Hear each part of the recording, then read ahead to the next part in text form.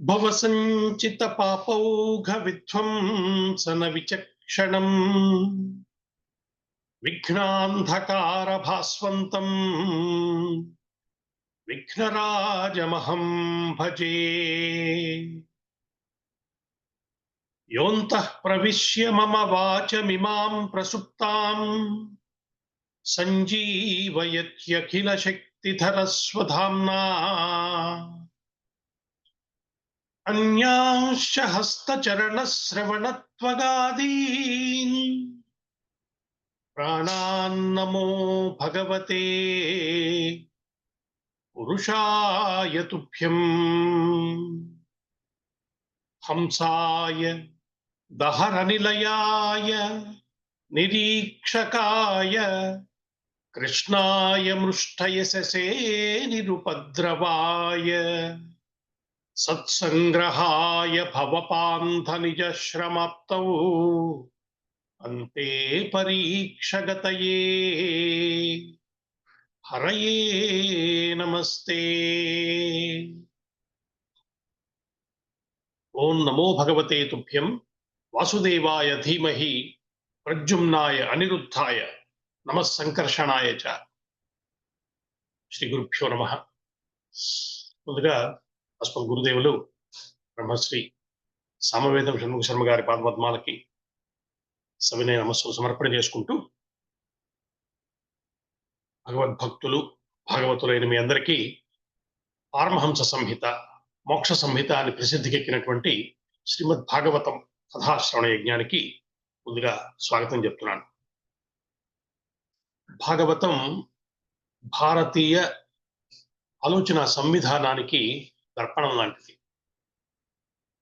భారతీయులమైన మనం ఎలా జీవిస్తాం, ఎలా ఆలోచిస్తాం, ఈ విషయాలన్నింటినీ మనకి చక్కగా చూపించి వివరించేది భాగవత గ్రంథం. దీనివల్ల మనకి దక్కేది ఏమిటి? ఎందుకు వినాలి నేను భాగవతం అంటే, భాగవతం ఒక సిస్టమిక్ మెడిసిన్ లాంటిది అని పెద్దలు చెప్తున్నారు. అంటే ఇదేదో కెమికల్ డ్రగ్ కాదు. సిస్టమిక్ మెడిసిన్ అంటే ఏమిటి? ఇది లోపలికి చేరి లోపల నుంచి మనల్ని దిద్దుతుంది, మన స్వభావంలో మార్పు వస్తుంది, ఒక మెచ్యూర్డ్ థింకింగ్, బ్యాలెన్స్డ్ లైఫ్ ని గడపగలిగినటువంటి ఒక సామర్థ్యం దక్కుతుంది. కాబట్టి ఇదేదో ఒక పెప్ టాక్ కాదు, వినగానే మోటివేషన్ గా ఉంటుంది అనటం కాదు. వినగా వినగా వింటూ ఉండగా మన స్వభావంలో వచ్చేటువంటి మార్పు జీవితం పట్ల మనకు ఒక కమాండ్, ఒక కంట్రోల్ ని సాధించి పెడుతుంది. కాబట్టి మనం ఎందుకు వింటున్నాము అన్నది స్పష్టంగా పెట్టుకుంటే శ్రద్ధగా వింటాం. భాగవతం వినటానికి ముందు, భాగవతం విన్నాక లేదా విన్న తర్వాత అని రెండుగా విభజించుకుని చూసుకుంటే మనలో మార్పు వచ్చి తీరుతుంది. ఇది పెద్దలు చెప్పిన మాట. కాబట్టి ఒక బ్యాలెన్స్డ్ థింకింగ్ లైఫ్ లో నాకు కావాలి అని కోరుకునే వాళ్ళం ఎవరున్నాం? మనం అందరం కావాలని అనుకుంటున్నాం. అయితే దాన్ని సాధించుకోవటానికి ఒకే ఒక్క మార్గం, పెద్దలు చూపించిన దారి భాగవతాన్ని వినటము. ఇది మన లక్ష్యాన్ని మనం ఒకసారి మరి స్మరించుకుని భాగవతంలోకి ప్రవేశిద్దాం. గత వారం గురుపుత్రుడైనటువంటి అశ్వత్థామ లోకం అపాండవం కావాలి అంటే, పాండవుల యొక్క అంశ మిగిలి ఉండకూడదు ఈ భూప్రపంచంపై. ఇంతటి దుష్ట సంకల్పంతో ఉత్తర గర్భంపైకి ప్రయోగించినటువంటి బ్రహ్మాస్త్రాన్ని భగవానుడైనటువంటి శ్రీకృష్ణుడు తనదైన సుదర్శన చక్రాన్ని ప్రయోగించి నివారించాడు. దీన్ని మనం గత వారం చెప్పుకున్నాం. అయితే ఈ ఘట్టం మనకు ఒక ప్రధానమైన సందేశాన్ని తెలియజేస్తోంది. పరమాత్మ స్వయంగా తానే పూనుకుని తన సుదర్శన చక్రాన్ని ప్రయోగించి మరి ఒక గర్భస్థ శిశువుని కాపాడటానికి కారణమేమి? ఎంతటి పరమాత్మ ఒక చిన్న శిశువు యొక్క జీవితాన్ని కాపాడటానికి ప్రయత్నం చేయటం చిత్రంగా ఉంది కదా. అంటే అది చెల్లెలైన సుభద్ర మీద ఉన్న ప్రేమ వల్ల, లేక ఉత్తర మీద ఉన్నటువంటి అభిమానం వల్ల కాకుండా, తనని ఆశ్రయించిన భక్తురాలు యొక్క ప్రార్థనని విని పరమాత్మ స్పందించిన తీరది అని అర్థం చేసుకోమని పెద్దలు చెప్తున్నారు. పిలిస్తే పలికే లక్షణం ఉన్నవాడు పరమాత్మ. నిజానికి తన మీదకొస్తున్న అస్త్రాన్ని నివారించడానికి సమర్థులైన వీరులెందరో అక్కడున్నారు. సాక్షాత్తు ఉత్తర మామగారైనటువంటి అర్జునుడే ఉన్నాడు అక్కడ. ఇంకా అనేక మంది మహావీరులు ఉన్నారు. అలాంటిది ఉత్తర ఎవరిని ఆశ్రయించాలో వాడిని ఆశ్రయించింది. అంతేకాదు ఎలా ఆశ్రయించాలో అలా ఆశ్రయించింది. ఈ రెండు మనం బాగా పట్టుకోవాల్సిన అంశాలు. ఎదురుగా సాక్షాత్తు పరమాత్మయే నిలిచి ఉండగా అన్యులను ఆశ్రయించవలసిన అవసరం ఏముంది అసలు? పరమాత్మ కన్నా పరమాశ్రయం మరొకరు ఉండరు. ఈ ఎరుక కలిగిన తల్లి ఉత్తర. కాబట్టి పరిగెత్తుకొచ్చి కృష్ణుడి పాదాల మీద పడింది. ఇంకా ఉత్తర చేసిన ప్రార్థన కూడా పూర్తి శరణాగతి అంటే ఏమిటో చూపిస్తుంది. నీవు తప్ప నాకు మరొక దిక్కు లేదు. ఇందులో ఆమె యొక్క ఆశ్రయ బుద్ధి మనకి కనిపిస్తోంది. కాబట్టి మనకు ఒక సమస్య వచ్చినప్పుడు జీవితంలో మనం పరిష్కరించలేనంత పెద్ద సమస్య మన ముందు వచ్చి నిలబడ్డప్పుడు పరమాత్మని ఎలా ఆశ్రయించాలో ఉత్తరయం చేసి చూపించింది మనకి. భాగవతం చెప్తున్న ప్రధానమైన బోధనలో ఇది కూడా ఒకటి.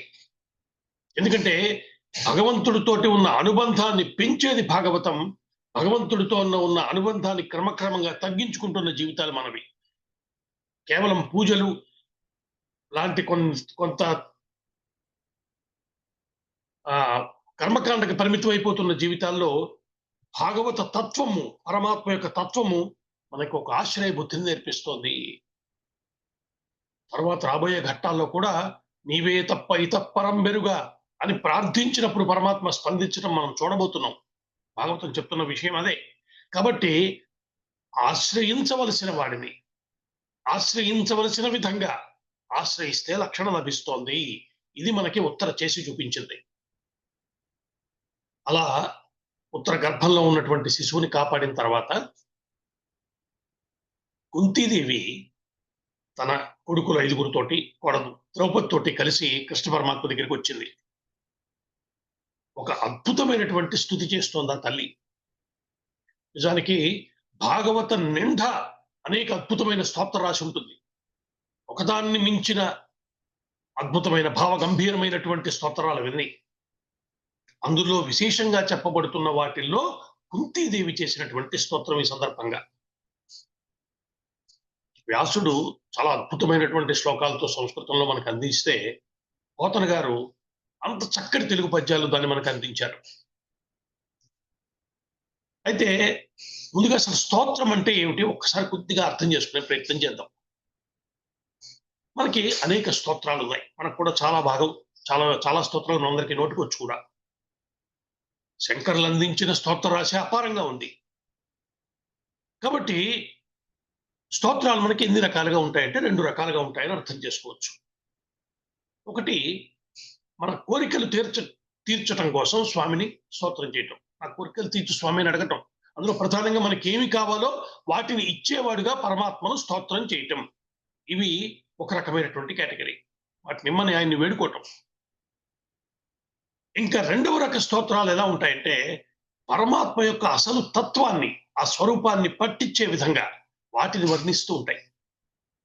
సహజంగానే ఈ స్తోత్రాలు చాలా గంభీరంగా, గహనంగా, లోతైన అర్థంతో ఉంటాయి. అయితే పరమాత్మను చేసే ఏ స్తోత్రమైనా సహజంగానే రమ్యంగా ఉంటుంది. ఇది మనం గమనించుకోవాలి, పట్టుకోవాలి. లోతుకు వెళ్తున్న కొద్దీ దివ్యమైన భావాల యొక్క సమాహారంగా ఉంటూ మనసుని ఆనంద దోడికల్లో ఊహించే శక్తి ఈ స్తోత్రాలకు ఉంటుంది. కొంత శ్రద్ధ, భక్తి ఈ 2 మన వద్ద ఉన్నట్లయితే ఆ స్తోత్రాల అందాన్ని మనం పట్టుకుని ఆస్వాదించుకోగలుగుతాం. ఇక్కడ కుంతీదేవి చేసినటువంటి స్తోత్రం ఈ 2వ రకానికి చెందింది. ముఖ్యంగా భాగవతకారుడు ఈ స్తోత్రం గురించి చెప్తున్నాడంటే సంఘటన భారతంలోది కదా, ఇక్కడ తీసుకొచ్చి చెప్తున్నాడంటే, ఇక్కడ మనం చెప్పుకుంటున్నామంటే పరమాత్మని మన హృదయంలో ప్రతిష్ఠ చేయగలిగినటువంటి శక్తి కలిగిన స్తోత్రమై ఉంటుంది ఇది. ఇప్పుడు ఆ స్తోత్రం ఏమిటో కొద్దిగా పరిశీలన చేద్దాం. అయితే స్తోత్రంలో చాలా భాగం పద్యాలు మనకి చాలా మందికి నోటుకొచ్చు. ప్రధానంగా ఇక్కడ అర్థం చెప్పుకునే ప్రయత్నం చేద్దాం. ఆవిడ ఏమంటోంది, ఆ స్తోత్రం ద్వారా ఆవిడ ఏం చెప్తుందో ఒక్కసారి అర్థ రూపంలో చెప్పుకుందాం మనం. ఆ తల్లి ప్రార్థిస్తోంది, కృష్ణ, నువ్వు పరమ పురుషుడివి, దేవదేవుడివి, సమస్త ప్రాణుల లోపల ఉంటూ వారిని నడిపించేవాడివి. ఈ జగత్తుని నడిపిస్తున్న నీ మాయని, నీ మహిమని తెలుసుకోవటం సామాన్యులమైన మా వల్ల కాదు. వాసుదేవ, పరమహంసలు రాగద్వేషాలు లేనివారు, నిర్మలమైన హృదయం కలిగిన వారైన మునీశ్వరులు సైతం నిన్ను తెలుసుకోలేకపోతున్నారే. అలాంటి నువ్వు నేను చేసే ఈ అల్ప స్తోత్రాన్ని స్వీకరించి నా విన్నపాన్ని మన్నించు. ఇలా ప్రారంభమవుతుంది ఆ స్తోత్రం. మనకి పెద్దలు ఒక స్తోత్రం ఎట్లా చేయాలో కూడా చెప్తున్నారు. పరమాత్మని స్తోత్రం చేసేటప్పుడు ముందుగా ఆయన మనకు ఇంతవరకు చేసినటువంటి సాయాలన్నింటినీ స్మరించాలట. ఇది మొదటిది. మనకి ఇప్పటిదాకా ఆయన నుంచి మనం ఏం పొందామో ఆయన మనకు చేసిన సాయాలన్నింటినీ స్మరించాలి. అయితే ఆయన ఏం సాయం చేశాడో నాకెలా తెలుస్తుందండి? అంటే ఇప్పటిదాకా నీ వద్ద ఉన్న అన్ని సంపదలు ఇవన్నీ కూడా ఆయన ఇచ్చినవే అన్న స్పృహ మన వద్ద ఉండాలి. మనం ఇప్పటిదాకా ఏమి పొందామో, ఏమి సంపాదించుకున్నామో, మంచి సంపద ఉంది, ఆరోగ్యం ఉంది, కుటుంబం ఉంది, ఎక్కడివి? పరమాత్మ ఇచ్చాడు. కాబట్టి ఇన్నింటిని నాకిచ్చిన నీకు నా కృతజ్ఞతలు. ఇది మొట్టమొదట స్తోత్రంలో చెప్పవలసి ఉంటుంది. అంటే ఈరోజు మనం పుట్టిన కుటుంబము, మనం పెరిగిన వాతావరణము, మనకు లభ్యమైన ఉద్యోగము, వృత్తి, ఇవన్నింటినీ ఈశ్వర ప్రసాదాలుగా చూడటము, దానిని స్వామికి విన్నవించటం భక్తుడికి ఉండవలసిన తప్పనిసరి లక్షణం ఇది. అంతే తప్ప ఇవన్నీ నేను సాధించుకున్నాను అనేటువంటి భావన మనల్ని పరమాత్మ నుంచి క్రమంగా దూరం చేసేటువంటి అంశం అని చెప్తున్నారు పెద్దలు. కాబట్టి ఇది మొదటి స్తోత్రంలో చెప్పవలసినటువంటి అంశం. అలాగే స్వామి యొక్క లీలలను స్మరించడంలో కూడా స్తోత్రంలో చేయవలసినటువంటి రెండో ముఖ్యమైనటువంటి అంశం. అనేక సందర్భాల్లో స్వామి చేసిన లీలలు ఉంటాయి. అవన్నీ ఆయన యొక్క శక్తిని ప్రకటిస్తూ ఉంటాయి. వాటిని స్మరించటం ద్వారా మనలోని పాపాలని దగ్ధం చేసి అవి మనని పరమాత్మకు దగ్గర చేస్తాయి. కాబట్టి వాటిని స్మరించటం కూడా అవసరం. ఇప్పుడు కుంతీదేవి చేసినటువంటి స్తోత్రాన్ని కనుక మనం గమనిస్తే ఈ రెండు మన అందులో ఉంటాయి. తల్లి అంటోంది, స్వామి, భగభగా మండుతున్నటువంటి లక్క ఇంట్లో నేను నా బిడ్డలు కాలిపోవాల్సిన వాళ్ళం. అలా భస్మం అయిపోకుండా కాపాడేవు నువ్వు. దుర్యోధనుడు పెట్టిన విషాహారం తిని చనిపోకుండా మా భీమసేనుణ్ణి రక్షించావు. నిండు సభలో నా కోడలికి అవమానం జరుగుతున్న క్షణంలో కేవలం నీ దయ వల్ల ఆమె కాపాడబడింది. ఇప్పుడు కూడా గురుపుత్రుని శరాగ్ని జ్వాలల్లో కాలిపోకుండా ఉత్తర కడుపులోని పసిబిడ్డను కూడా కాచావు. నీ సాయమే లేకపోతే ఈ జన్మ ఎప్పుడో పూర్తయిపోయి ఉండేది. నీ గొప్పతనాన్ని గుర్తించలేని అహంకారులైనటువంటి మానవులు మేము గొప్ప వంశంలో జన్మించాము, భోగభాగ్యాలు ఉన్నాయి, ధనం సంపాదించాము, విద్యావంతులము అని గర్విస్తూ ఉంటారు. అదంతా నీ అనుగ్రహం వల్ల దొరుకుతోంది అన్న స్పృహ వారిలో కనిపించదు. ఈశ్వర, నువ్వు సర్వసమర్థుడివి, శాంతమూర్తివి, మోక్షప్రదాతవి, అందరినీ సమానంగా చూసే స్వభావం కలిగిన వాడివి. నీకు అయినవారు కానివారు లేరు. కేవలం కరుణ మాత్రమే లక్షణంగా ఉన్నవాడివి నువ్వు. స్వామి, నీ చిన్నతనంలో ఒకసారి కోపంతో పెరుక్కునను పగలగొట్టావు. మీ అమ్మ యశోద నిన్ను తాళతో కట్టేసింది. అప్పుడు నువ్వు మొహం చిన్నబుచ్చుకుని వెక్కి వెక్కి ఏడుస్తూ పసిపాపలా నటించావు. ఎంత ఆశ్చర్యకరమైన లీలాది. కానీ నా జీవితంలో నేను చూశానయ్యా, మహాత్ములెందరో నిన్ను అవతారమూర్తిగా గుర్తించి కొలిచారు. నేను సాక్ష్యం, నేను చూశాను. దేవదేవా, మేము నీ వారం, నీవు తప్ప వేరే దిక్కులేని వారం. నిన్ను ఆశ్రయించి జీవిస్తున్న వారము. ఇది కుంతీదేవి చేస్తున్నటువంటి స్తోత్రం. ఎందుకు ఇవంతా మనం ఇవాళ చెప్పుకున్నామంటే, ఇది ఈశ్వరుణ్ణి ప్రార్థించవలసిన తీరు. మోడల్ ఇది. నేను ఇంత పూజ చేశాను. నేను ఇంత ఉపాసన చేశాను. ఇంత మంత్రజపం చేశాను. ఇన్ని యాత్రలు చేశాను. దీనివల్ల స్వామి కరుణిస్తాడో లేదో మనకి తెలియదు కానీ, స్వామి నేను అశక్తుణ్ణి. నా వల్ల కాదయ్యా నిన్ను స్తోత్రం చేయటము, నిన్ను దర్శనం చేయటము, నీ మీద మనసు నిలపటం అయ్యే పని కాదు అని మన బలహీనతని స్వామి ముందు అర్హతగా పెట్టగలిగితే, నా దగ్గరున్న అర్హత ఏమిటి? ఏమీ చేయలేనితనం. ఇది పెద్దలు చెప్పినటువంటి ఒక రహస్యం. స్వామి నన్ను దయచూడు. తల్లికి ఏ పిల్లవాడు అశక్తుడో వాడి మీద ప్రేమ ఎక్కువ ఉంటుంది. మనకు తెలిసిన విషయమే. అలాగా చేయలేని తనాన్ని మన అర్హతగా చూపించుకోవటం ఒక భక్తుడికి ఉండవలసిన ఒక లక్షణం ఉన్న ఒక ముఖ్యమైన బోధ భాగవతం మనకి చెప్తోంది. కాబట్టి ఇవాళ మనం కుంతీదేవి చేసిన స్తోత్రాన్ని ఇదే సంస్కృతంలోనూ తెలుగులోనూ చదువుకుని అబ్బా చాలా బాగుంది అనుకోవటం ఎంత ముఖ్యమో, ఎంత అవసరమో, ఈ లోపల సాగినటువంటి ఈ అర్థాన్ని, అంతరార్థాన్ని జాగ్రత్తగా మననం చేసుకోవటం కూడా అంతే అవసరం. మనం భాగవతం చెప్పుకుంటోంది ఒక మంచి పురాణం చెప్పుకున్నాము, మంచి సత్కాలక్షేపం చేశాము అనటం కోసం కాదు కదా. ఈరోజు మనం చెప్పుకున్నటువంటి ఈ 10-15 వాక్యాలు ఏవైతే ఉన్నాయో కుంతీదేవి చేసిన స్తోత్రం యొక్క అర్థము, ఇది మన మనసులో స్థిరంగా నిలిచిపోవాలి. ఇదే అర్థం మీరు ఏ స్తోత్రంలో చూసినా కనబడుతుంది. కాబట్టి ఇవాళ ఒక స్తోత్రాన్ని మోడల్‌గా ఇక్కడ చెప్పుకున్నాము. దీన్ని మనసులో నిలుపుకునే ప్రయత్నం చేద్దాం. ఇలా ఇలా ప్రార్థిస్తూ ఒక అద్భుతమైన కోరికని పరమాత్మ ముందు ఉంచింది తల్లి కుంతీదేవి. పోతన గారికి మనకిచ్చినటువంటి ఆ పద్యం మనందరికీ ఒక మార్గదర్శక సూత్రం అనిపిస్తుంది నాకు. యాదవులందు పాండుసుతులందు నధీశ్వర నాకు మోహ విచ్ఛేదము చేయుమయ్యా, ఘనసింధువు చేరడి గంగభంగి నీ పాద సరోజ చింతనముపై అనిశంబు మదీయ బుద్ధి అత్యాదర వృత్తితో గదియునట్లుగా చేయుగదయ్య ఈశ్వర. యాదవులందు పాండుసుతులందు నధీశ్వర నాకు మోహ విచ్ఛేదము చేయుమయ్య, ఘనసింధువు చేరడి గంగభంగి నీ పాద సరోజ చింతనముపై అనిశంబు మదీయ బుద్ధి అత్యాదర వృత్తితో గదియునట్లుగా చేయుగదయ్య ఈశ్వర. జీవిత చరమాంకంలోకి వచ్చింది ఆ తల్లి. ఎదురుగా నిలబడ్డవాడు పరమాత్మ కాబట్టి ఏమి అడగాలో అదే అడిగి చూపించింది మనకి. ఏమంటోంది ఆ తల్లి?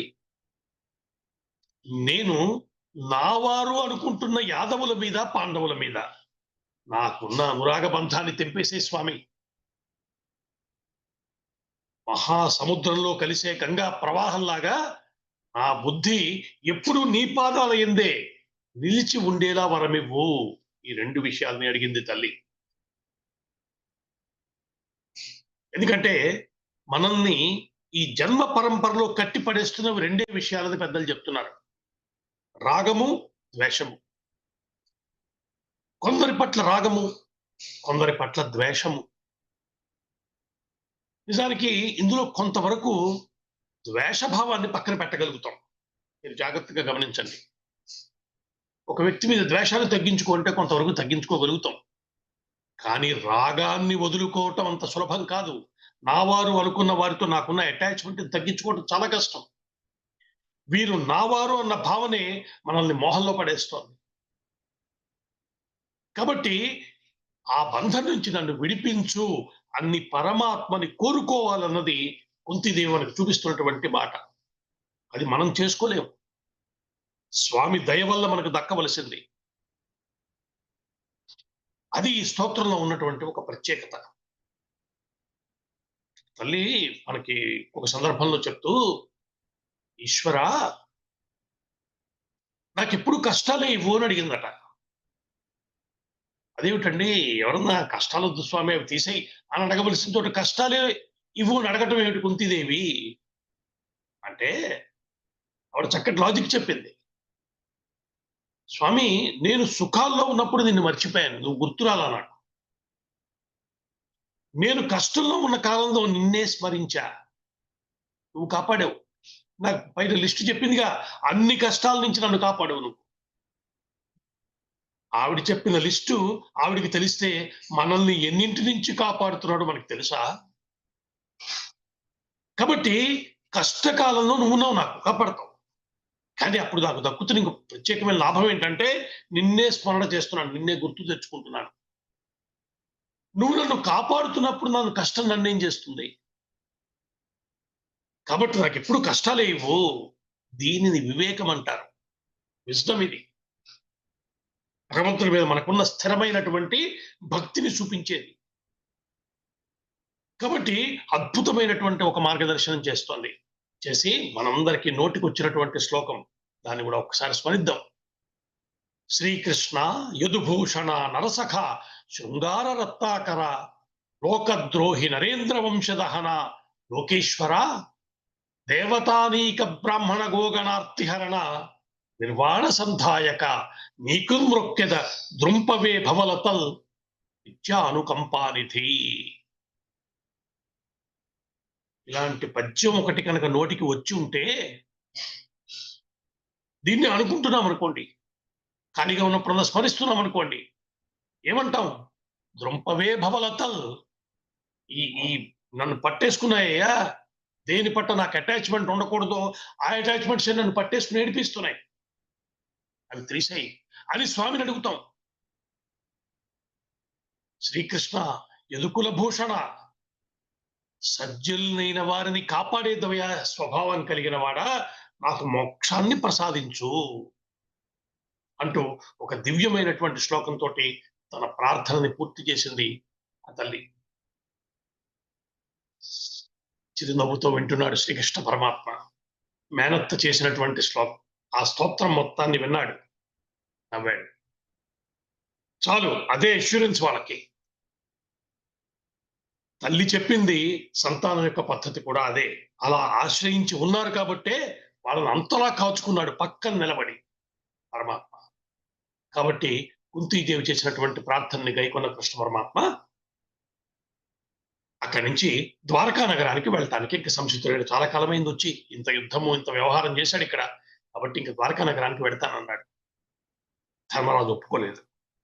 స్వామి, నువ్వు పక్కన లేకపోతే ఇప్పుడు నాకు నడిచే సమయం కాదు ఇది, దయించి కొద్ది కాలం నాతో పాటు ఉండు అని ప్రార్థన చేశాడు.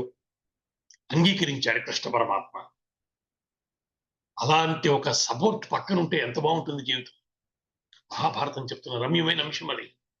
అలా ఆయన్ని పక్కనే ఉంచుకున్నాడు ధర్మరాజు. అయితే తాను యుద్ధంలో గెలిచిన బంధువులందరూ ఉండేవారు కదా, వారందరూ చాలా మంది మరణించారు.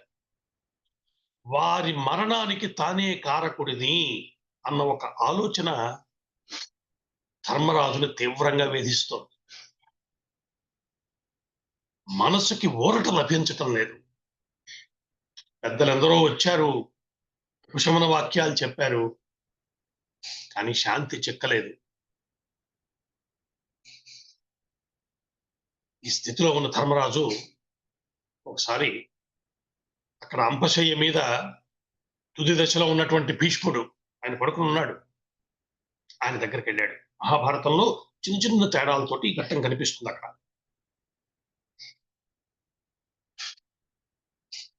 ధర్మరాజు వెళ్ళాడు. కృష్ణార్జునులు, భీముడు, నకుల సహదేవులు వీళ్ళందరూ కూడా భీష్ముడిని దర్శించుకుందామని వెళ్ళారు. వారితో పాటు అనేక మంది మహర్షులు, ధౌమ్యుడు, భరద్వాజుడు, అంగిరసుడు, వశిష్ఠుడు మొదలైన మహర్షులందరూ కూడా భీష్మాచార్యుడిని చూడటం కోసం వెళ్ళారు. అంపశయ్య మీద పడున్నాడు భీష్మాచార్యుడు. అలాగే అందరికీ నమస్కరించాడు. కృష్ణుణ్ణి చూశాడు, ప్రత్యేకంగా మనసులోనే స్తోత్రం చేసుకున్నాడు, ఆయనకి నమస్కరించుకున్నాడు. తర్వాత పాండవులందరినీ దగ్గరికి పిలిచి పక్కన కూర్చోబెట్టుకున్నాడు.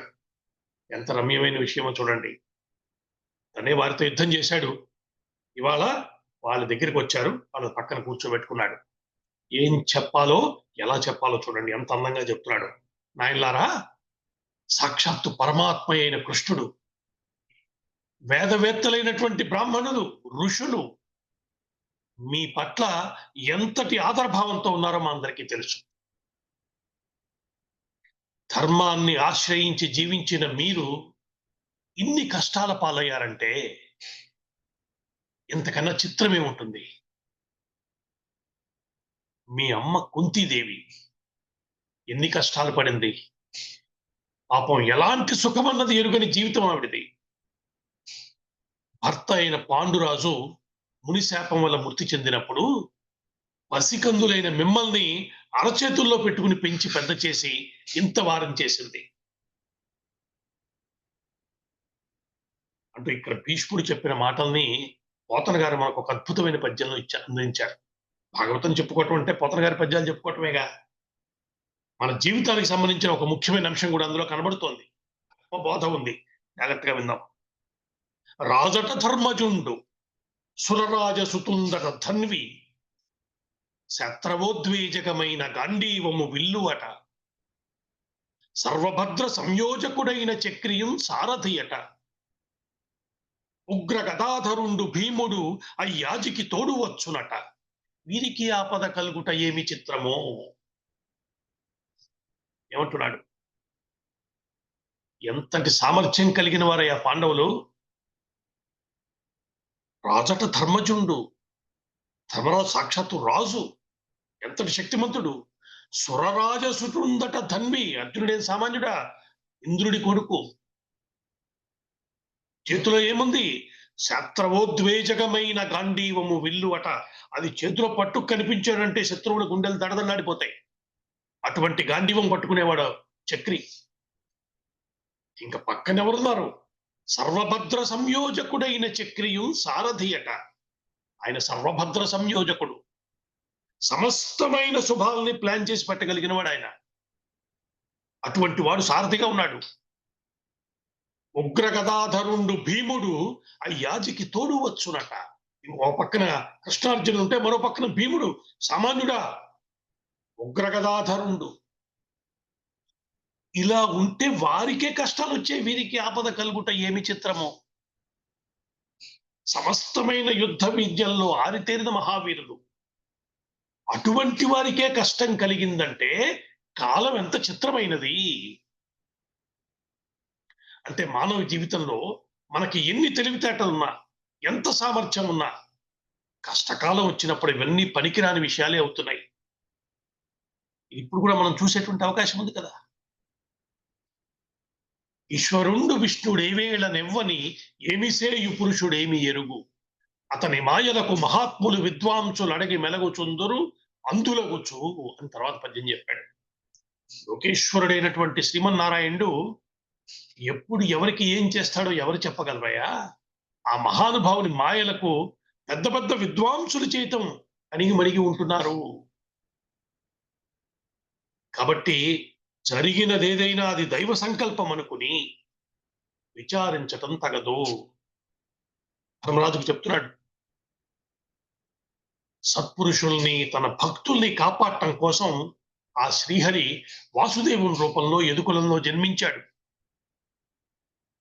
ఆయనే మీకు దూతగా, సచివుడిగా, సారథిగా, బంధువుగా, మిత్రుడిగా మెలుగుతూ మిమ్మల్ని కంటికి రెప్పలా కాచుకుంటున్నాడు.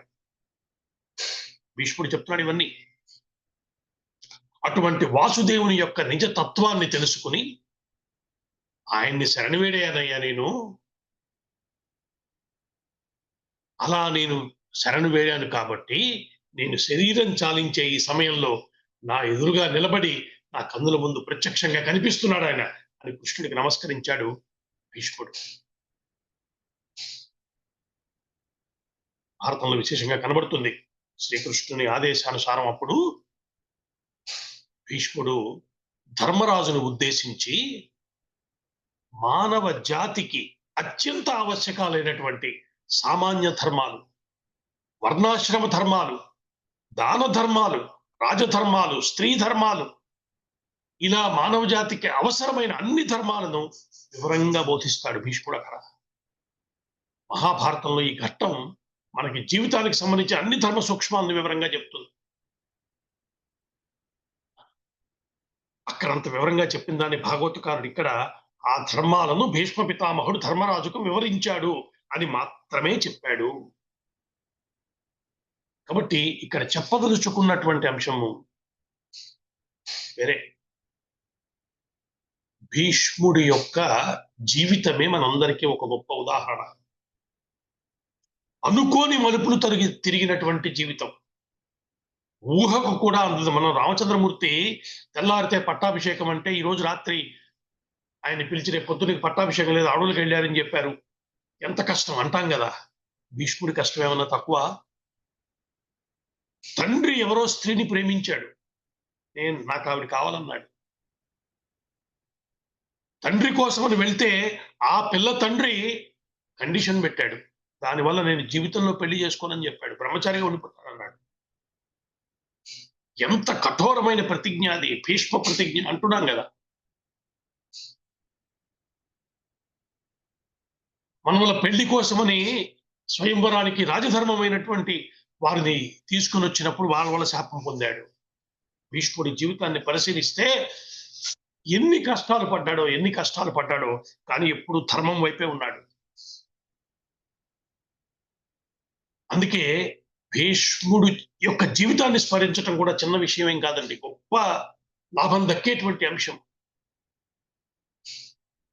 కాబట్టి భీష్ముడి యొక్క జీవితము భారతీయుల యొక్క ఆలోచన, భారతీయుల యొక్క జీవన పద్ధతి ఎలా గొప్పగా ఉంటుందో మనకి ప్రపంచానికి పరిచయం చేస్తోంది. ఇలా ధర్మరాజుకి బోధ చేశాక ఉత్తరాయణ పుణ్యకాలం సమీపించింది అని తెలుసుకున్నాడు. ఆయన స్వచ్ఛంద మరణాన్ని కోరుకున్నాడు. మౌనాన్ని వహించి మనసును ఏకాగ్రం చేసి తన చూపులన్నీ కృష్ణుడి మీదే కేంద్రీకరించాడు. కృష్ణుడి దయ వల్ల భీష్ముని శరీరంపై ఉన్న గాయాల బాధ ఉపశమించింది. అలా పడి ఉన్నవాడు గంగాపుత్రుడైనటువంటి భీష్ముడు గోవిందుడి మీద ఏకాగ్రమైన చిత్తం అట్టే పెట్టి చేసిన స్తుతి భీష్మ స్తుతిగా ప్రసిద్ధికెక్కింది. భాగవతం అంటేనే స్తోత్ర రాసి చెప్పుకున్నాం కదా, దివ్యమైన అందమైన శ్లోకాలు. అయితే ఇక్కడికి వచ్చేటప్పటికి పోతన గారి విజృంభణ కనబడుతుంది. అవే సంస్కృత శ్లోకాలను తెలుగులో అందమైన పద్యాలుగా మనకు అందించారు. త్రిజగన్మోహన నీలకాంతితోను ఉద్దీపింప ప్రాభాత నీరజ బంధు ప్రభమైన చేలము పైన్ రంజిల్ల నీలాలక వ్రజ సంయుక్త ముఖారవింద మతిసేవ్యంబై విజృంభింప మా విజయుంచేరెడు వన్నెకాడు మదిన ఆవేశించు నెల్లప్పుడు. ఈ పద్యాలన్నీ ఒక పారవస్యంతో స్తోత్రం చేసిన తీరుని చెప్తాయి. పరమాత్మని నోరారా స్తోత్రం చేశాడు ఆయన. ఏమంటున్నాడు? త్రిజగన్మోహన నీలకాంతి, ముల్లోకాలను మోహింపచేసేటువంటి నీలవర్ణ కాంతులతో నిగనిగలాడిపోతున్న దేహంతో వెలుగులు వెదజల్లుతూ బాలభానుడి ప్రకాశంతో ప్రకాశించే బంగారు చేలం పైన ఉంది. ఎంత వయ్యారంగా ఉన్నాడు. ఈ పద్యం చదువుతుంటే ఒక సీన్ కళ్ళ ముందు కనబడుతుంది. కృష్ణుడు ఆ యుద్ధ రంగంలో రథాన్ని నడుపుకుంటూ వస్తున్నాడు, వెనకాల పార్థుడున్నాడు, ఆయన డ్రైవింగ్ సీట్ లో కూర్చున్నాడు, సారథి. ఎలా ఉన్నాడు? ఎంతటి అందగారయ్యా ఆయన. నీలవర్ణ కాంతులతో మెరిసిపోతున్నాడు, పైన చేలముంది, చక్కగా వస్తున్నాడు. నల్లని ముంగురులతో ముద్దులు మూటగట్టేటువంటి ముఖారవిందమైంది, కళ్ళల్లో ప్రేమ అనురాగాన్ని చూపిస్తున్నాడు. అటువంటి వాడు మా అర్జునుడి పక్కనున్నాడే, అతడు అలాంటి అందగాడు. మా విజయుంచేరడు వన్నెకాడు మదిని ఆవేశించున్నప్పుడు. ఆయన ఎప్పుడు నా మనసులో అలా ఉండిపోవాలి. కళ్ళ ముందు ఒక పిక్చర్ ఇచ్చేశారు పోతన గారు. అలాంటి దివ్యమైన పద్యం చెప్తున్నారు. హయరింకా ముఖధూళి ధూసర పరిణ్యస్థాల కోపేతమై ప్రయజాతశ్రమతోయ బిందుయుతమై రాజిల్లు నెమ్మోముతో జయమున్ పార్థునకిచ్చు వేడ్క అని నా శస్త్రాహతిన్ చాలనొచ్చుయు పూరించు మహానుభావు మదిలో చింతింతున శాంతము. డ్రైవింగ్ చేయటం అంటే ఈరోజు కారు నడిపినట్ట. గుర్రాలను నడపటం అంటే ఆ గుర్రాల గిట్టలు రేపినటువంటి దుమ్ము ముఖం మీద పడింది. చెదిరిన ముంగురులు చెమట పట్టింది. వాటితోటి ఎంత ముచ్చటగా ఉన్నాడయ్యా చూడటానికి. విజయము పార్థునకిచ్చు వేడుక. అర్జునుడిని గెలిపించాలి అనేటువంటి కోరికతో నేను బాణాలు ఇస్తున్నాను ఆయన మీదకి. ఆ బాణాలకి దెబ్బలు తగులుతున్నాయి. లెక్క పెట్టకుండా యుద్ధరంగంలో ముందుకొచ్చాడే నా ముందుకి, ఆయనని స్మరిస్తున్నాను. ఎంత గొప్ప భావన చూడండి.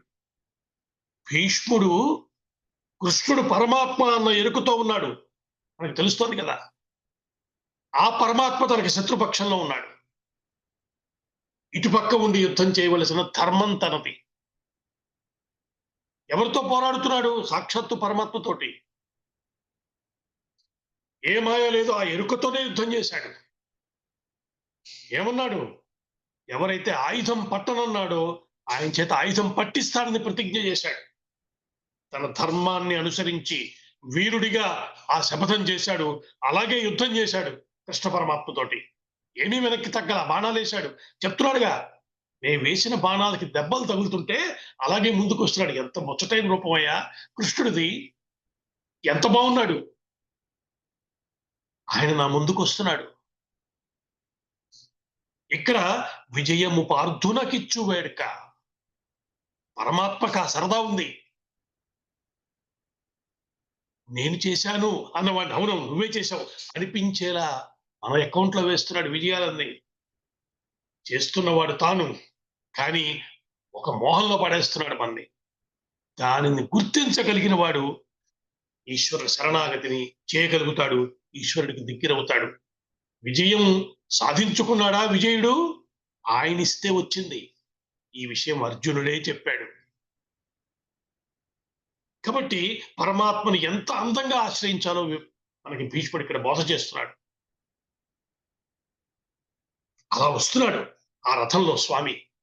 వస్తుంటే దగ్గరికి వచ్చాడు. ఎందుకు వచ్చాడు? కోపం వచ్చేసింది భీష్ముడి మీద. అర్జునుడిని కొట్టిన దెబ్బలకి కోపం వచ్చి రథం పెంచి ఒక్కసారి కిందకి దూకేట ఆయన. కుప్పించి ఎగసిన కుండలంబుల కాంతి గగన భాగం బెల్ల కప్పికొనగా ఉరికిన నోర్వక యుతరంబులోనున్న జగముల వ్రేగున జగతి కదల చక్రంబు చేపట్టి చనుదెంచు రయమున పయనున్న పచ్చని పటముజార నమ్మితి నాలావు నగుబాటు చేయకు మన్నింపు మని క్రీడి మరల దిగువ కరికి లంఘించు సింహము కరణి మెరసి నేడు భీష్ముని చంపుదు నిన్నుగాతు విడువు మర్జున యటంచు మద్విసిక వృష్టి తెరని చనుదెంచు దేవుండు దిక్కు నాకు. ఎంత అద్భుతమైన పద్యం చూసారా? ఆనాడు యుద్ధ భూమిలో నా బాణ వర్షాన్ని భరించలేక నా మీదకి దుముకుంటూ వస్తున్న నా స్వామి యొక్క వీర గంభీర స్వరూపం నా కనులకు కట్టినట్టుగా కనిపిస్తోంది. ఒక్కసారి ఆ పైనుంచి దూకేడు కిందకి. ఆయన కడుపులోనే సమస్తమైన లోకాలు ఉన్నాయి చెప్పుకున్నాగా. అవన్నీ కదిలిపోయాయి. అంత కోపంగా దూకాడు. ఏమంటున్నాడు? విడువు అర్జున, వదులన్ను. ఎందుకంటే అర్జునుడు వెళ్ళి కాలమే పడ్డాడు. స్వామి, ఇప్పుడు నువ్వు కోపం తెచ్చుకుని నువ్వు యుద్ధ రంగంలోకి దిగితే నన్నేమంటారయ్యా? అర్జునుడికి చేత కాలేదంటారు. నన్ను నగుబాటు చేయకు స్వామి అని కాళ్ళు పట్టుకున్నాడు అర్జునుడు. అంతటి వీరుడు కూడా నన్ను యుద్ధం చేయని, నువ్వు చేసేకు అంటున్నాడు. నీ మీదే బాణం వేస్తాడా? అంత కోపం తెచ్చుకున్నాడు. తనకి తగులుతున్న బాణాలు లెక్కలేదు, భక్తుడి మీద వేసిన బాణాలకి స్పందించాడు పరమాత్మ. ఆయుధమే పట్టనన్నవాడు పట్టాడు. ఆ దివ్యమైన సన్నివేశము, భీష్ముడు చేస్తున్న స్తోత్రము అసలు ఒక రమ్యమైనటువంటి భావాన్ని ప్రతిష్ఠ చేసేయాలి. పోతన గారు ఒక్క మాటలో చెప్పారు, ఒక సూర్యుండు సమస్త జీవులకు తాను ఒక్కొక్కడై తోచు పోలిక. ఒక్కొక్కరికి ఒక్కొక్కడిలా కనిపిస్తున్నాడు కదా సూర్యుడు. నా సూర్యుడు అదిగో, నేను చూసే సూర్యుడు, మీరు చూసే సూర్యుడు అంటున్నాను. అలా తాను సృష్టించిన నానావిధ ప్రాణి సమూహాల హృదయ కమలాల్లో నానావిధమైన రూపాలతో సర్వకాల సర్వావస్థల యందు ఒక లీలగా వెలిసినటువంటి భగవంతుణ్ణి ప్రార్థన చేస్తున్నాను. ఇంత రమ్యమైనటువంటి దివ్యమైన స్తోత్రం చేశాడు భీష్మ పితామహుడు. అన్నింటినీ నవ్వుతూ చూస్తున్నాడు అక్కడే నిలబడ్డ కృష్ణ పరమాత్మ. ఆయన చెప్తున్న విషయాలన్నీ వింటున్నాడు. తను చేసిన పని, ఆ యుద్ధంలో జరిగినటువంటి సంఘటన ఆయన గుర్తు చేస్తున్న తీరుని గమనించుకుంటున్నాడు పరమాత్మ. ఇలా అద్భుతమైన స్తోత్రాన్ని చేసినటువంటి భీష్మ పితామహుడు తన హృదయంలో కృష్ణ పరమాత్మని ధ్యానం చేస్తూ క్రమంగా శ్వాసని నిరోధించి ప్రాణాలను త్యజించి ఉత్క్రమణం చేసి వాసుదేవుల్లో ఐక్యమైపోయాడు.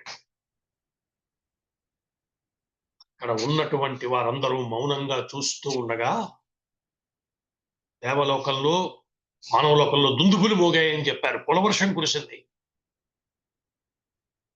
మహాత్ముడైనటువంటి భీష్ముని యొక్క కథ అలా ముగిసింది.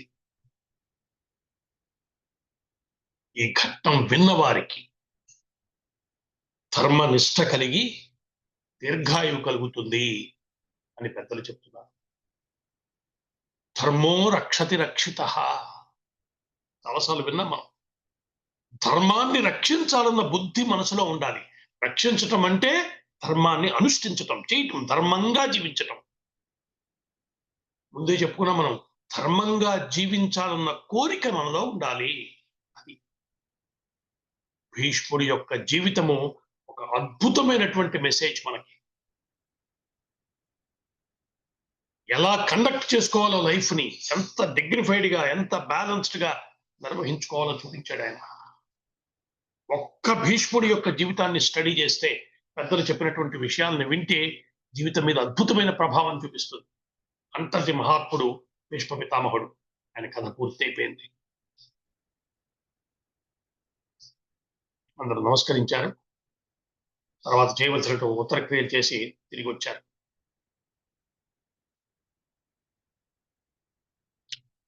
శ్రీకృష్ణుడు అందరికీ చెప్పి వీడ్కోలు తీసుకుని ద్వారకా నగరానికి పైనమే వెళ్ళిపోయాడు.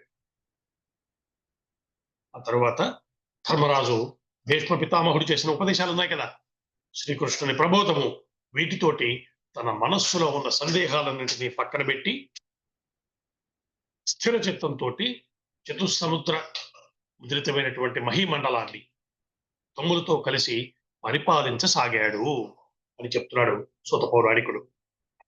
చెప్తుంటే సౌనకాది మహర్షులు మళ్ళీ అడిగారు, స్వామి బాగుంది, చాలా అద్భుతమైన విషయాలు చెప్పావు, కానీ ఒక చిన్న విషయం మీద మాకు చిన్న కుతూహలం ఉండిపోయింది. అశ్వత్థామ ప్రయోగించిన అస్త్రం ఉంది కదా, ఉత్తరా గర్భంలో ఉన్నటువంటి పసికందును కృష్ణుడు బతికించాడు అని చెప్పి వదిలేశాం. అక్కడ ఏదో కృష్ణ పరమాత్మ లీల చేసి ఉంటాడుగా, ఆ గర్భస్థ శిశువుకి దర్శనం ఇచ్చాడా, అసలు ఆ వివరాలు కూడా చెప్తావా అని అడిగారు. ఎవరి కోసం? మన కోసం. సూతుడు తిరిగి చెప్పసాగాడు. అభిమన్యుని అర్థాంగి అయిన ఉత్తరకు నవమాసాలు నిండాయి. 10వ నెల ప్రవేశించింది. సరిగ్గా ఆ సమయంలోనే అశ్వత్థామ అస్త్ర ప్రయోగం చేశాడు. మనం చెప్పుకున్నాం కదా, ఆ అస్త్రం భయంకరమైన జ్వాలలను కురిపిస్తూ ఉత్తర గర్భంపైకి దూసుకెళ్ళింది. చిత్రంగా లోపల ఉన్న శిశువు ఈ జ్వాలల వేడికి కంపించిపోతూ పరమాత్మను ప్రార్థించటం మొదలుపెట్టాడు. అది అక్కడ ఉన్నటువంటి రమ్యమైన సన్నివేశం. చాలా చిత్రమైనటువంటి స్తోత్రం చేశాడు ఆయన. స్వామి ఇక్కడ ఉన్నాను, ఎవరితో చెప్పుకోనయ్యా, నువ్వు కాపాడేవాడివి నువ్వు ఒక్కతే అని మా అమ్మ అనుకుంటుంటే నేను విన్నాను. కాబట్టి ఇప్పుడు నువ్వు తప్ప నాకు దిక్కు లేదన్నట్ట ఆ గర్భస్థుడైనటువంటి ఆ శిశువు ఆ ప్రార్థనని ఆలకించాడా అన్నట్టు శంఖచక్ర గదా పద్మాలు ధరించినటువంటి శ్రీకృష్ణ పరమాత్మ ఆ 4 చేతులతోటి అంగుష్ట మాత్ర దేహంతో పట్టుకుని వేలంత సైజులో ఆ గర్భంలో ఉన్న శిశువు ముందు ఆవిర్భవించాడు. తన చేతిలోని గదా దండాన్ని మండలాకార శిశువు చుట్టూ తిప్పుతూ సెగలు పొగలు కక్కుతోంది ఆ బ్రహ్మాస్త్రం. దాన్ని శాంతింపజేశాడు. ఇదంతా క్షణమాత్రంలో జరిగింది. అంటే బయటకు కనిపించింది కృష్ణ పరమాత్మ దాన్ని ఉపసంహరించాడు, దాన్ని కంట్రోల్ చేశాడు అని. కానీ లోపల గర్భస్థ శిశువుకి ఒక్క క్షణం పాటు పరమాత్మ యొక్క దర్శనం లభించిందన్నమాట. వెంటనే దీని తర్వాత పరమాత్మ అంతర్హితుడైపోయాడు. తర్వాత ఒకానొక శుభముహూర్తంలో ఉత్తరకు పన్నంటి మగబిడ్డ జన్మించాడు. అయితే ఆ బిడ్డ పుడుతూనే తాను ఇంతకు ముందు సందర్శించినటువంటి భగవంతుడు ఎక్కడన్నా కనిపిస్తాడా అని వెతుక్కుంటున్నట్ట. పరీక్షగా చూస్తున్నాడు బయటికి రాగానే. ఎందుకంటే ఆ దర్శనం మనసులో నిలిచిపోయింది. అలా పరీక్షగా వెతుకుతున్నాడు కాబట్టి ఆయనకి పరీక్షిత్తు అని పేరు పెట్టారు. క్రమంగా అతను పెరిగి పెద్దవాడు అవుతున్నాడు. సరే, కొంతకాలానికి ధర్మరాజు శ్రీకృష్ణుని సూచన మేరకు 3 అశ్వమేధ యాగాలు చేశారు. ఇదంతా భారతంలో ఉన్నటువంటి కథ. అలా తనని తాను సర్వం సహా చక్రవర్తిగా ప్రకటించుకుని ధర్మరాజు రాజ్యాన్ని నడుపుతున్నాడు. ఇంతవరకు చెప్పిన తర్వాత భారతంలోని ఒక ఆశ్చర్యకరమైన సంఘటనను తెచ్చి ప్రత్యేకంగా ప్రస్తావన చేస్తున్నాడు భాగవతకారుడు. భారతంలో ఉన్న కథలో అక్కడ విశేషంగా చాలా వివరాలు చెప్పాడు వ్యాస భగవానుడు. కానీ మళ్ళీ ఇక్కడ ప్రస్తావన చేయటంలో భాగవతాన్ని అధ్యయనం చేస్తున్న వారికి అందవలసిన ఒక సూచన ఉన్నది అన్న అర్థం వచ్చేలాగా ఆ సంఘటనని ఇక్కడ చెప్తున్నాడు వ్యాసుడు. బహుశా ప్రపంచ చరిత్రలో ఇలాంటి ఒక సంఘటన ఎక్కడ ఉన్నట్టుగా మనకి కనిపించదు. కురుక్షేత్ర సంగ్రామం పూర్తయిపోయింది. విదురుడు తీర్థయాత్రకు బయలుదేరి వెళ్ళిపోయాడు. అనేక క్షేత్రాలు తిరిగాడు. మైత్రేయ మహాముని కలిశాడు. ఆయన దగ్గరికి వెళ్ళి తన సందేహాలను నివృత్తి చేసుకున్నాడు. చివరికి కృతార్థుడై తిరిగి హస్తినాపురానికి వచ్చాడు. చాలా కాలం తర్వాత తిరిగి హస్తినాపురం చేరాడు. విదురుడు సామాన్యుడు కాదు, ధర్మస్వరూపుడు. ఒకప్పుడు మాండవ్యుడు అనేటువంటి మహర్షి యొక్క శాపం వల్ల యమధర్మరాజే విదురుడిగా జన్మించాడు అని వ్యాస మహర్షి చెప్పాడు. ఆ సమయంలో యమధర్మరాజు విదురుడిగా రావటం వల్ల సాక్షాత్తు సూర్య భగవానుడు యమధర్మరాజు స్థానంలో ఉండి పాపులకు శిక్షలు విధించడం ఇలాంటి కార్యక్రమాలు నిర్వహించేట.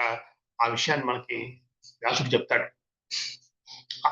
అటువంటి మహాత్ముడు విదురుడు. అతను తీర్థయాత్రలు చేసి తిరిగి వచ్చాడు. ఇక్కడ ఉన్నటువంటి ధృతరాష్ట్రుడు, ధర్మరాజు వీళ్ళంతా వెళ్ళి ఆయనకి స్వాగతం చెప్పారు. ధర్మరాజు చక్కగా అడిగాడు, ఏమేం చూసావు, ఎలా ఉన్నావు, మా కృష్ణుడు ఎలా ఉన్నాడయ్యా, వెళ్ళి చూసి వచ్చావా అని. ఆ విషయాలన్నీ రమ్యమైన విషయాలున్నాయి అక్కడ, అవన్నీ అడిగాడు, తెలుసుకున్నాడు. విదురుడు అక్కడ చాలా కాలం ఉండిపోయాడు. కొంతకాలం గడిచిన తర్వాత ఒకరోజు కాలజ్ఞుడైనటువంటి విదురుడు అని చెప్తున్నాడు. అతడు ధృతరాష్ట్రుడి దగ్గరికి వెళ్ళి మాట్లాడటం మొదలుపెట్టాడు. ఇక్కడి నుంచి చాలా శ్రద్ధగా వినవలసినటువంటి అంశం. విదురుడు వెళ్ళి ధృతరాష్ట్రుడి దగ్గర కూర్చున్నాడు, మాట్లాడటం మొదలుపెట్టాడు. ఏమంటున్నాడు? మహారాజా, కాలం చాలా చిత్రమైంది సుమా. అపార ధనరాశులు, ఆనంద భవనాలు, అందాల వనాలు మొదలైన భాగ్యాలతోటి సుఖలాలసుతై కాలం గడుపుతున్న మానవుల్ని కాలం చిత్రంగా మోసం చేస్తుంది కదా. అందరం కూడా తాము అనుభవిస్తున్న సౌఖ్యాల పట్ల ఒక మమకారాన్ని పెంచుకుని వాటిని శాశ్వతం అనుకుంటారు. అయితే కాలం నిరంతరం మార్పులు చేస్తూనే ఉంటుంది. కాలాన్ని కాదని ఎదిరించే శక్తి మన ఎవరికీ లేదు. అక్కడ ఏ ఉపాయాలు పనిచేయవు. మహారాజా, అటువంటి కాలం నీ ఎదురుగా నిలబడి నీ కోసం ఎదురు చూస్తున్నది. ఇప్పుడు చేయవలసిన కర్తవ్యం గురించి ఆలోచించండి. విదురుని మాటలు వింటున్న ధృతరాష్ట్రుడు ఆశ్చర్యంతో చూస్తున్నాడు. ఏమిటంటున్నాడు ఈయన అని వింటున్నాడు. మొదలుపెట్టాడు. మహారాజా, అసలు నువ్వు పుట్టుకతోనే అంధుడివి. పైగా ఇప్పుడు ముసలివాడివయ్యావు.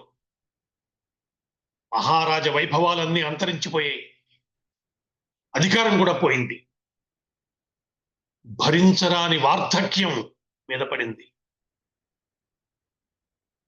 నాన్న వాళ్ళంతా గతించారు. ఇలా బ్రతికి చెడ్డ మీ భార్యాభర్తలిద్దరూ దాయాదులైన పాండవుల పంచలో పడి ఉండటం ఏం బాగుంది? నీకు గుర్తుందా?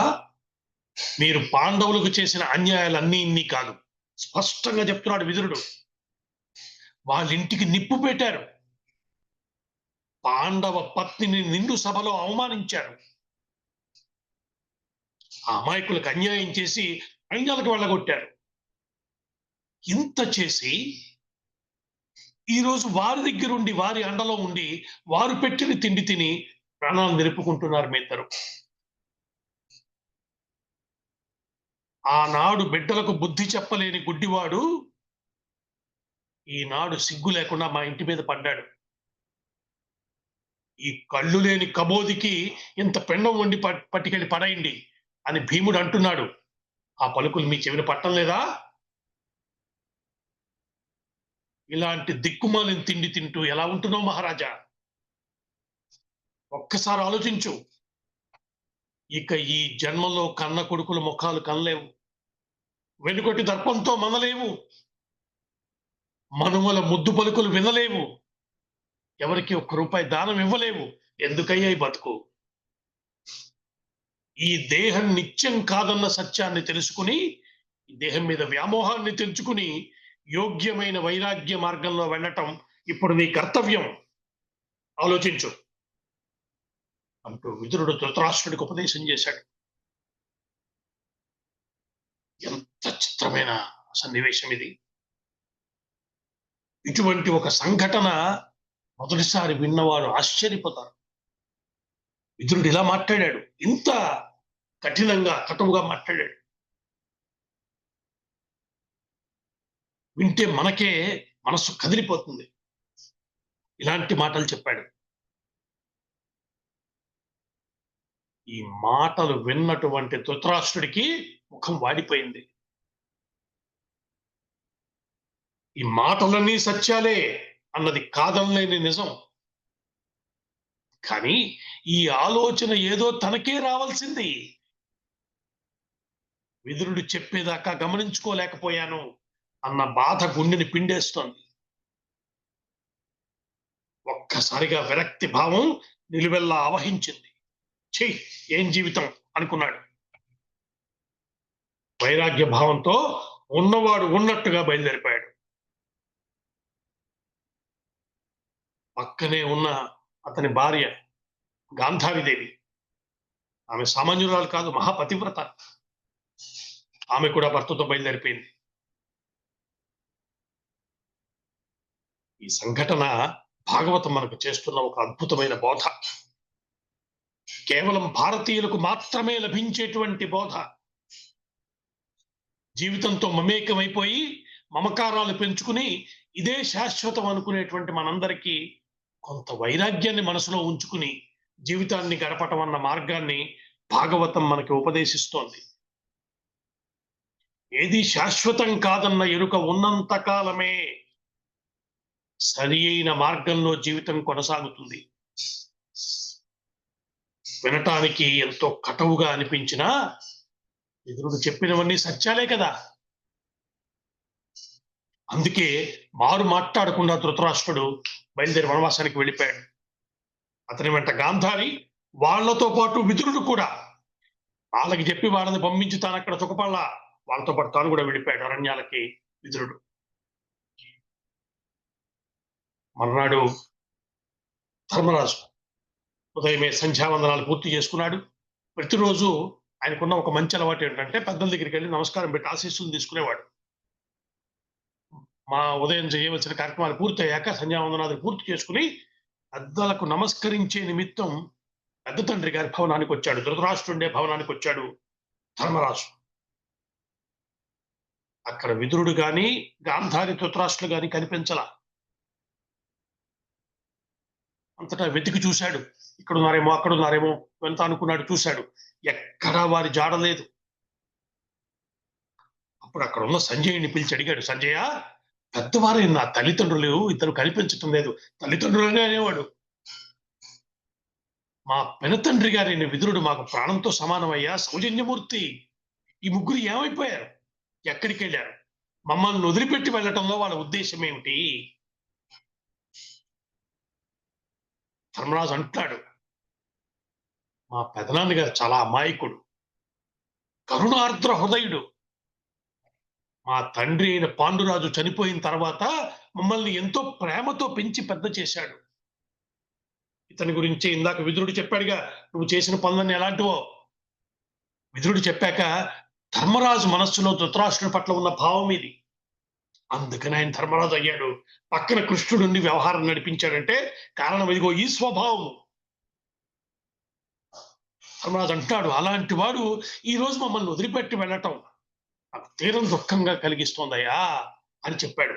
సంజయుడు మాట్లాడలేకపోయాడు, అదులు చెప్పలేక అలా మౌనం వహించాడు. సరిగ్గా ఆ సమయంలో అక్కడికి దేవ ఋషులైనటువంటి నారదుడు, తుంబురుడు ఇచ్చేశాడు. నారదుడి గురించి మనం చెప్పుకుంటూనే ఉన్నాం. ఎప్పుడెప్పుడు ఎవరికి ఏ బోధ చేయాలో అక్కడికి వస్తాడు ఆయన. ధర్మరాజు వెంటనే లేచి వారికి నమస్కరించి వారిని పూజించాడు. వారు ఆసీనులు అయ్యాక వారిని అడిగాడు ధర్మరాజు, దేవర్షి, మీరు సర్వజ్ఞులు, ముల్లోకాల్లో మీకు తెలియదంటూ ఏమీ లేదు. మహాత్మా, నా కష్టాన్ని ఏమని చెప్పమంటావు? తెల్లవారు లేచి చూసేసరికి మా తల్లిదండ్రులు ఇంట్లో లేరు. వారి ఇల్లు వదిలి ఎక్కడికి వెళ్ళిపోయారో తెలియకుండా ఉంది. దయచేసి వారి జాడని మాకు తెలియచేయండి అని ప్రార్థించాడు. చెప్పటానికే వచ్చాడుగా నారదుడు. ఆ మాటలు విని చెప్పటం మొదలుపెట్టాడు. జాగ్రత్తగా వినాల్సిన మాటలు. ధర్మరాజా, ఈ విశ్వమంతా ఈశ్వరాధీనం. పరమేశ్వరుడే ప్రాణులను కలుపుతూ విడదీస్తూ ఉంటాడు. ఏ విధంగా అయితే ఒక రైతు, ఒక కర్షకుడు ముక్కుతాడు వేసి మనకి పలుపులు తగిలించి పగ్గాలు చేత పట్టుకుని ఎద్దులను తిప్పినట్టుగా ఈ జీవుల్ని తిప్పుతున్నాడు ఆ పరమాత్మ. క్రీడా మైదానంలో క్రీడాకారుని ఇష్టానుసారం ఆ పాచికలు, బంతులు ఉంటాయి కదా, మొదలైన ఆట వస్తువులు కలుస్తూ విడిపోతూ ఉన్నట్టుగా భగవంతుని ఇచ్ఛానుసారంగా ప్రాణులకు సంయోగ వియోగాలు కలుగుతూ ఉంటాయి. అలా చేస్తున్న పరమాత్మ వీరి మీద కోపంతో చేయటంలా, ఆయన దయామయుడు, కరుణా సముద్రుడు. ఆయన దయ వలన ప్రపంచంలోని అన్ని జీవులు బతుకుతున్నాయి. కేవలం మనం బతుకుతున్నామంటే ఆయన దయ కారణం. అందువల్ల ఓ ధర్మరాజా, నా తల్లిదండ్రులు దీనులే, దిక్కులేని వారే, నన్ను వదిలి ఏమైపోతారు, ఎలా జీవిస్తారు? ఈ విచారాన్ని మానేసేయి. అజ్ఞానం వల్ల వచ్చే మమకారాన్ని పెంచుకుని అనవసరంగా మనసుని పాడు చేసుకోకు. ఇప్పుడు నీకు ఒక రహస్యం చెప్తున్నాను, విను. కాలస్వరూపుడై అఖిలాంతర్యామి అయిన భగవంతుడు అసుర సంహారం కోసం అవతరించాడు. ఆయన వచ్చిన పని పూర్తి అయిపోయింది. దేవకార్యం తీరిపోయింది. ఇప్పుడు మిగిలిన కొద్దిపాటి పని కోసం మాత్రమే నిరీక్షిస్తున్నాడు ఎవరైనా, కృష్ణ భగవానుడు. అందువల్ల శ్రీకృష్ణ భగవానుడు ఈ భూమి మీద ఉన్నంత కాలమే మీరంతా ఉండండి. ఆయన అవతారం చాలించిన అంతరం మీరు ఉండవలసిన పని లేదు. మహారాజా, వ్యాకుల పడకు. ఎంతటి వాడైనా కాల ప్రభావానికి తలంచక తప్పదు. కాబట్టి మీరు కూడా సిద్ధంగా ఉండండి. ఇప్పుడు ఇప్పుడు నువ్వు అడిగావు కదా ఇందాక, మా తల్లిదండ్రులు ఏమయ్యారని. చెప్తున్నాను, విను. మీ పెద్ద తండ్రి అయిన ధృతరాష్ట్రుడు గాంధారి విదురులతో కలిసి హిమత్ పర్వతాలకి దక్షిణంగా ఉన్నటువంటి మహర్షుల తపోవనాలకు వెళ్ళాడు. అక్కడ పూర్వం సప్తఋషుల కోసం ఆకాశగంగా 7 పాయలుగా ప్రవహించింది. సప్తశ్రోతం అని పేరు ఆ పుణ్యతీర్థానికి. అక్కడ మీ తండ్రి గారు 3 వేళల్లో స్నానం చేస్తూ యథావిధిగా అగ్నికార్యం చేస్తూ నిరాహారుడై కేవలం జలం మాత్రమే స్వీకరిస్తూ సర్వకర్మలని పరిత్యజించి నిరాటంకంగా ప్రశాంత చిత్తుడై జితేంద్రుడై తపస్సులు చేస్తున్నాడు. ధర్మరాజా, మీ తండ్రి ధృతరాష్ట్రుడు నేటికి సరిగ్గా 5వ రోజు, ఇవాళకి 5 రోజుల తర్వాత యోగాగ్నిలో దేహత్యాగం చేయడానికి సంసిద్ధుడై ఉన్నాడు. ఆయన అలా యోగాగ్నిలో దగ్ధం కావటాన్ని చూసి మహాపతివ్రత అయినటువంటి గాంధారి ఏ సంకోచం లేకుండా తాను కూడా ఆ జ్వాలలో దగ్ధమైపోతుంది. ఆ దంపతుల యొక్క ఆత్మత్యాగాన్ని చూశాక విదురుడు అక్కడి నుంచి బయలుదేరి పుణ్యతీర్థాలకు వెళ్ళిపోతాడు. కాబట్టి వారి గురించి వెతకటం మాని నీవు కూడా మానసికంగా సంసిద్ధుడివి కావలసింది అని బోధ చేసి నారదుడు తుమ్ముడితో కలిసి ఆకాశ మార్గంలోకి వెళ్ళిపోయాడు. ఆశ్చర్యకరమైనటువంటి సన్నివేశము, ఆశ్చర్యకరమైనటువంటి బోధ. దీనిలో ఉన్న అంతరార్థం ఏమిటి? మరిన్ని అందమైన విషయాలు భాగవతకారుడు చెప్పబోతున్నాడు. రమ్యమైనటువంటి ఆ అంశాలని వచ్చే వారం మనం చెప్పుకుందాం. అంతవరకు మంగళాశాసనపరై మదాచార్య పురోగమై సర్వైశ్య పూర్వైరాచార్యై సత్కృతాయాస్తు మంగళం. స్వస్తి.